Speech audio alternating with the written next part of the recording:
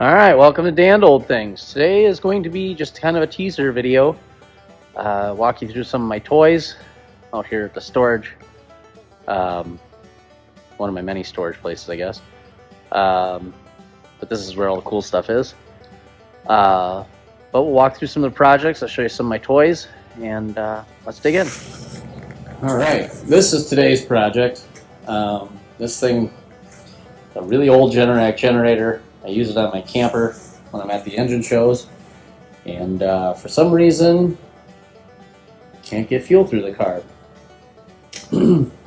This here is a Fairbanks Model Z engine. These were used to run cement mixers and other stuff back in the day.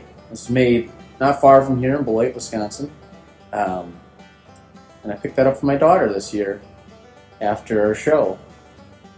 Here we've got the big brother to my last short, the Wonder First Start. This is a 4 horsepower Eaton motor I picked up.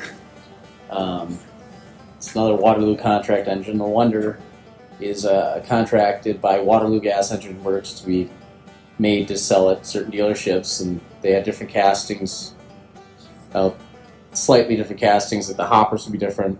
The Eaton and the Wonder, for whatever reason, shared the same hopper design, and I couldn't pass this up. This one's actually got the tag, so I know this one's an Eaton. The Wonder we were guessing at, based on what we'd been told. It could be an Eaton as well. But this one's going to need quite a bit of work. The head's off at my shop. But, oh shoot, I forget it was sitting on the... Here it is anyways. Sitting on the pallet. But that's going to be a fun fix there. The governor weight is bustimacated. But she's free, the bore looks good. Shouldn't be too hard to get that running again. I got 2 of those generators, but that one's got a broken crank.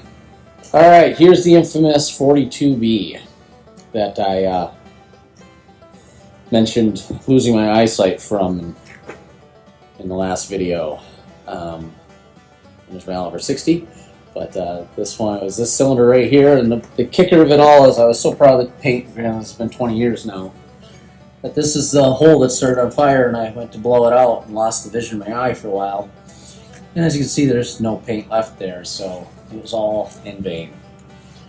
This tractor needs some carb work and mag after getting the 44B running.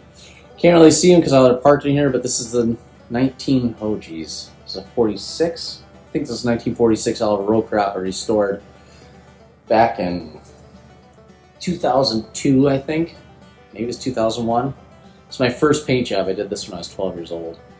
And it's a little worse for wear after years of being done, and we've worked it a little bit and everything else, but still a very nice tractor. At some point I got to tear apart the lift mechanism. The spring clip in there went bad, and it doesn't keep cycling when running. My son's Maytag, and this little red guy here, I know it's painted the wrong color, but it's a little Lawson engine. That was my first small engine that got me into this stuff. I used that on a go-kart for many years. It was literally a 2x12 plank with a foot-style 2x4 to steer it, with a golf bag carts, front wheels, and some, I think we used,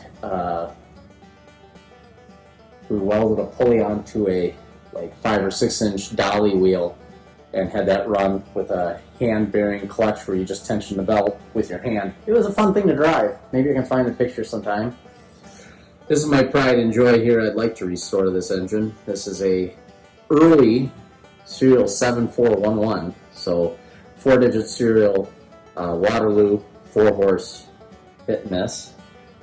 Got a lot of junk out here. Can't even see Zeke's Wonder. It's buried underneath car parts.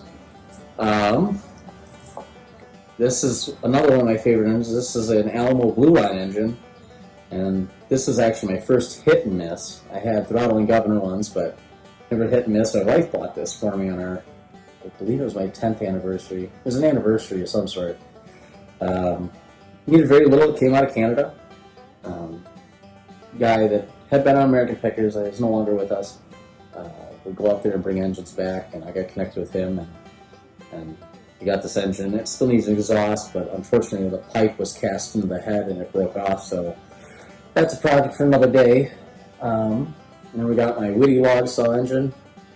I got a makeshift air compressor with a war model Briggs & Stratton on it.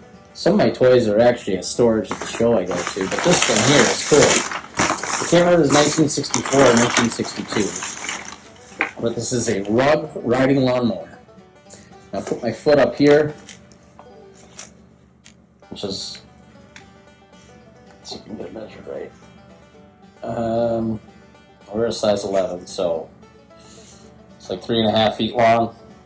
It's got a little 5-horse Briggs on it. I think the cutting width is like 20 inches, 22 inches. I never measured it. Yeah, I bought this for my son when he was 4. It's his first tractor, and now we're working on a big one for him. There's other people's engines there. Got a lawnmower. Got some vintage Craftsman snowblowers back there. Stockpile of wheels for engine carts. And this, I don't know if anybody noticed it in my other video, but I have a single-cylinder Maytag motor. And that's my daughter's, and I bought this washing machine to mount it on. And then I sold the Maytag motor. Well, I traded it for the Lawson because I wanted my first engine back. It had sold at my grandfather's auction years ago. And then the guy called me up and was like, "You want a Maytag?" And I was like, "Let me guess. I've already paid for it once before." And he goes, "Yep." And so I went and bought it back. This will be a project we do at some point. Kind of a cool story with another YouTuber on this Maytag pickup. I want to get his permission before I name drop him. We'll do that when we make this thing run off of gas. But that's probably